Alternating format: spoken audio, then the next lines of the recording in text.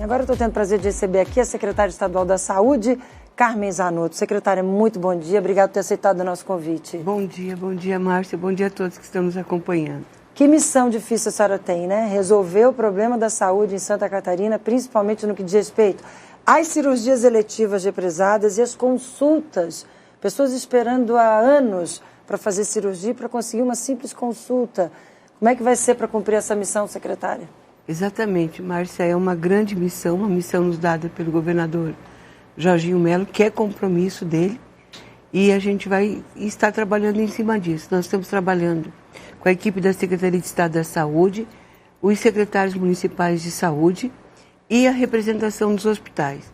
Por quê? Porque na saúde, se você não pactuar com um conjunto de municípios e não ter os parceiros que são a rede prestadora de serviços hospitais, a gente não vai conseguir resolver essa situação de 105 mil pacientes na fila de espera para cirurgias e 117 mil pacientes na fila de espera de consulta especializada cirúrgica. Então, isso é realmente um grande desafio, mas nós precisamos resolver essa situação por vários motivos. Primeiro, porque uma cirurgia eletiva pode se transformar numa situação de urgência e emergência se ela não for realizada no tempo adequado. Segundo, o sofrimento das pessoas, em especial os pacientes que precisam de cirurgias ortopédicas, joelho, quadril, ombro. Nós estamos vendo muitos casos de senhoras com prolapso uterino que precisam realmente de uma cirurgia ginecológica. Então, para todos, é muito difícil você dizer que essa cirurgia é mais importante que aquela. Para quem está sofrendo, para a pessoa é a cirurgia mais importante da vida. Exatamente. Então, o que nós estamos fazendo? Separamos as tempos sensíveis. O que são as tempos sensíveis? São as cirurgias oncológicas. Estamos discutindo, porque nós temos uma boa rede de serviço de câncer, e essa é uma pauta que eu trabalho muito, já trabalhava quando estava anteriormente na Secretaria de Estado. Nós crescemos nessa rede, inclusive com a lei dos 60 dias, que determina que nenhum paciente com câncer pode esperar mais que 60 dias. É de minha autoria, o projeto, inclusive, pedia 30. Então, conseguimos 30 para os exames de diagnóstico de câncer e 60 negociando com o governo federal para as cirurgias. Santa Catarina ganhou vários equipamentos de radioterapia e cada um desses serviços vai ter que cuidar de toda a linha de cuidado do paciente com câncer. Os serviços que estão habilitados como serviços de câncer. O que é a linha de cuidado? O que a gente está desenhando, inclusive com os médicos que já estão inteirados desse processo, é o paciente tem uma biópsia positiva, ele não vai mais para a fila, ele tem que ir para a porta do serviço para uma consulta com o oncologista e esses médicos vão dizer se ele precisa de uma cirurgia, de uma quimioterapia ou de uma radioterapia, ou mais exames para fechar o diagnóstico. Porque eu não posso perder situações complexas, como são os casos de câncer, num conjunto dos demais pacientes. Então tem que ter um olhar separado para esse conjunto de pacientes. Até porque para esse tipo de paciente, um dia faz toda a diferença, né? Quem está com câncer não pode esperar nada, né? Não pode esperar, não deve esperar. Nós temos profissionais qualificados, nós temos uma rede, eu diria uma excelente rede. Agora, por exemplo, em função da nossa lei de 60 dias, Santa Catarina recebeu vários equipamentos. Então, nós temos o serviço completo agora em Tubarão, o serviço completo em Itajaí. Joaçaba fica pronto nos próximos dias, toda a instalação, e só estão testando o acelerador linear. Então, nós vamos organizar melhor os fluxos e ter um olhar para os pacientes com suspeita de câncer, um olhar para outras cirurgias tempos sensíveis, por exemplo, reconstrução do trato intestinal. Pessoas que precisam de uma bolsa de colostomia. Nós temos crianças que precisam reconstruir, fechar. Isso é fundamental. Por quê? Porque uma criança quer brincar, quer correr. Imagina uma guerra de travesseiro com uma bolsa de colostomia. Fora a questão do preconceito do bullying, né? Exatamente. Então, separar o que é mais tempo sensível, vamos dizer assim, o que é mais complexo, sem negligenciar todos os demais. E eu acredito muito, o governador já determinou e já nos garantiu os recursos necessários, então nós vamos trabalhar com mutirões neste grupo de trabalho que ele se iniciou já na semana antes de tomarmos posse. a gente, além de levantar o número de pacientes que tem no sistema, também a capacidade instalada de cada um dos hospitais que estão contratados.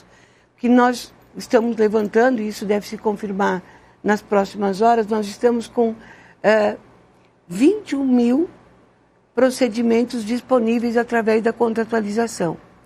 Mas só estamos ofertando um pouco menos de 9 mil procedimentos cirúrgicos mês. Então a gente precisa também organizar isso para saber se podemos utilizar toda a capacidade contratada ou essa capacidade, esses contratos que nós temos, eles têm um número de procedimentos, mas aquela unidade hospitalar não consegue fazer aquele número de cirurgias. Para daí buscar outras alternativas. Exatamente.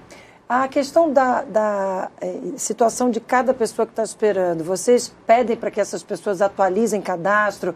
Pode ser que esse número esteja inflado? Pode ser que não seja tudo isso? Ou não, efetivamente é isso? Olha, o que nós estamos percebendo é que, para cumprir a lei que determina que o acesso ele é privado do paciente, ele tem acesso à sua posição na fila do CISREG. Estes dados foram atualizados em novembro do ano passado, porque ele ficou um período sem algumas informações que a lei determina. E o que nós estamos suspeitando também é que eu não posso imaginar que um paciente de cirurgia de quadril vá aguardar mais de 480 mil dias para fazer a sua cirurgia. Ou seja, pelos dados que estão ali, ele nunca irá fazer a cirurgia.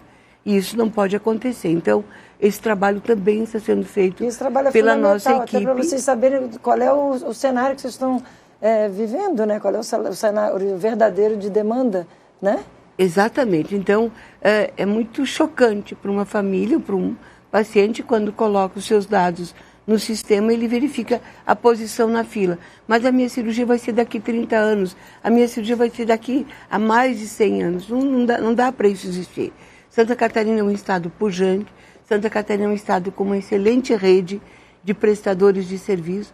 Nós precisamos organizar, garantir os pagamentos. O que é garantir os pagamentos?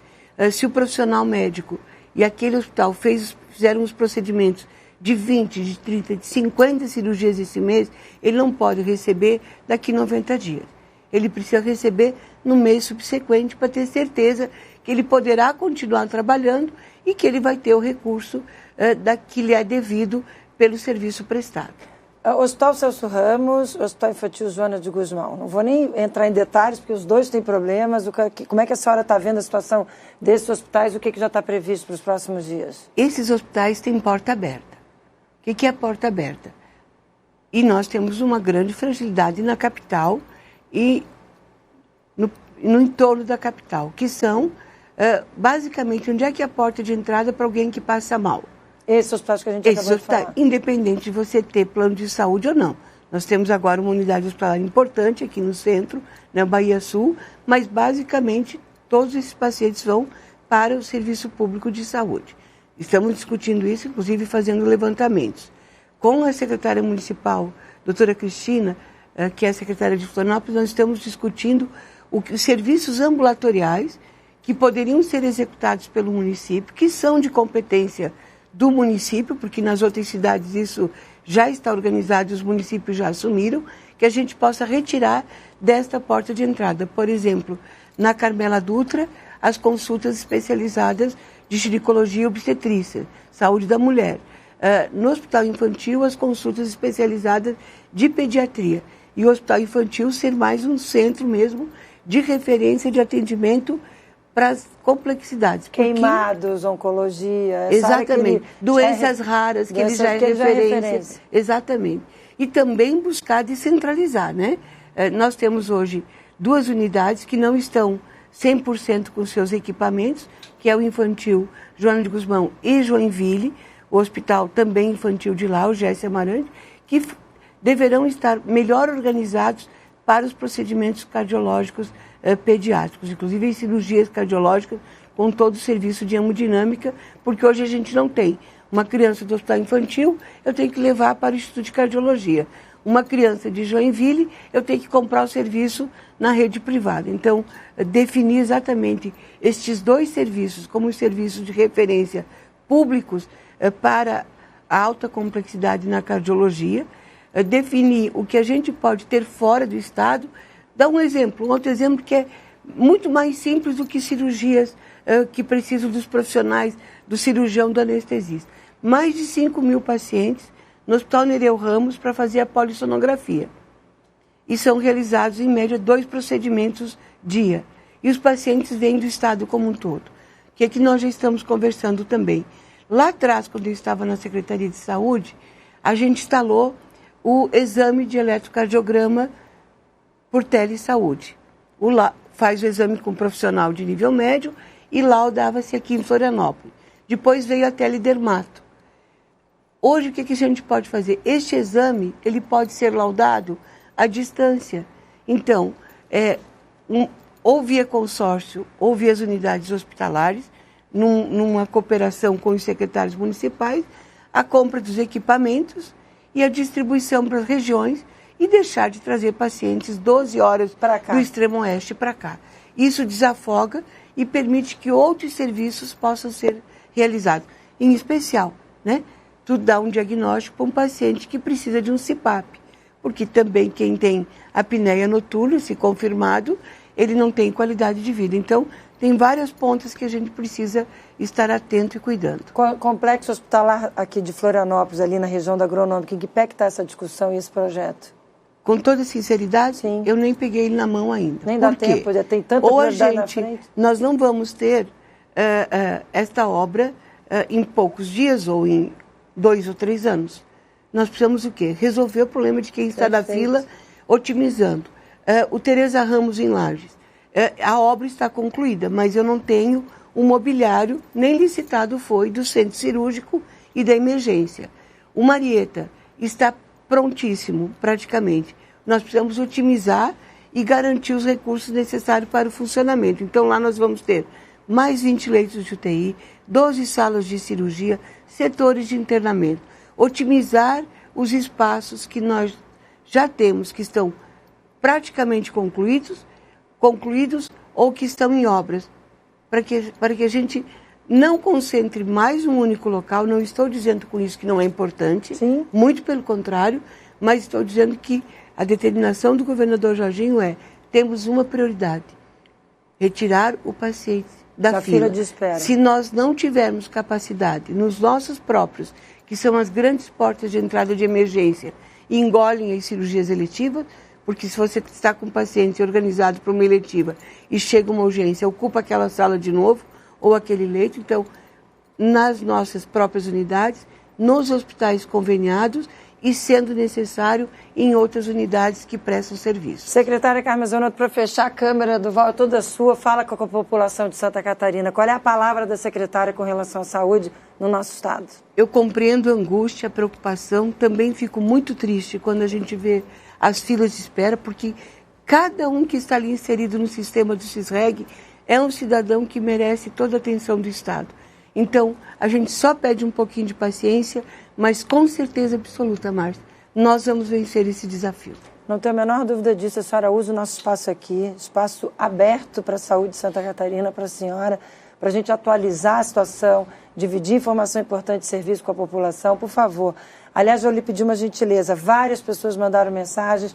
Muito obrigada a todo mundo que participou. Posso mandar essas mensagens para a sua assessoria? A senhora responde? Por favor, com certeza. Inclusive explicando a posição e dizendo que estamos fazendo porque nós precisamos e vamos aliviar esse sofrimento das pessoas. Essa é a determinação do nosso governador Jorginho e nós vamos cumprir. Eu estava no dia da posse, eu fui a mestre de cerimônias do evento e foi a primeira coisa que ele falou, foi o primeiro assunto que ele destacou quando lhe impulsou, quando lhe convidou para o palco.